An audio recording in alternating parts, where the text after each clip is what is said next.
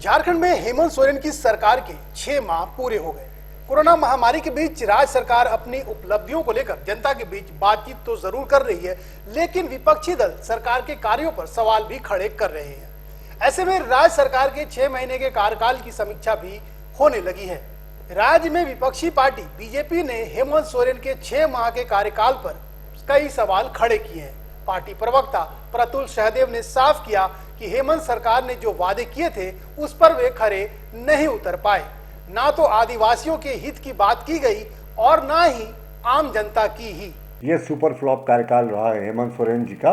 जिस तरीके की बड़ी बड़ी बातें उन्होंने कहा था कि आदिवासी मूलवासियों की सरकार बनेगी, लेकिन इनकी सरकार ने 6 महीने बीत गए, अभी तक एक भी आदिवासी मूलवासी को नौकरी नहीं दी। उल्टे जो पंचायत सचिव अभ्यर्थियों की हजारों नियुक्तियां लटकी हुई हैं, उसको उन्होंने कोई कदम नहीं उठाए उन नियुक्तियों को अंजाम तक पहुंचाने के लिए। इन्होंने कहा था कि करीब 5 लाख नौकरियां देंगे 2 वर्ष में। 6 महीने में इन्होंने क्या अचीव किया ये तो शायद वही जानते हैं। 3 महीने में इन्होंने 27% पिछड़ों को आरक्षण देने का वादा किया था अपनी चुनाव की रैलियों में, उसे वो भूल गए। इधर राज्य में सरकार चला रही पार्टी जेएमएम और कांग्रेस के नेताओं का मानना है कि कोरोना की महामारी के बीच सरकार ने एक बड़ी चुनौती को स्वीकार करते हुए कार्य किया है, जो सराहनीय है, जिससे राज्य ही नहीं पूरे देश में सरकार का नाम रोशन हुआ है। हमारी सरकार बनी यहाँ पे, तो सरकार बनते ही जैसे ही लाइनअप हुआ सारा काम को कि अब एग्जीक्यूट करना है, धरातल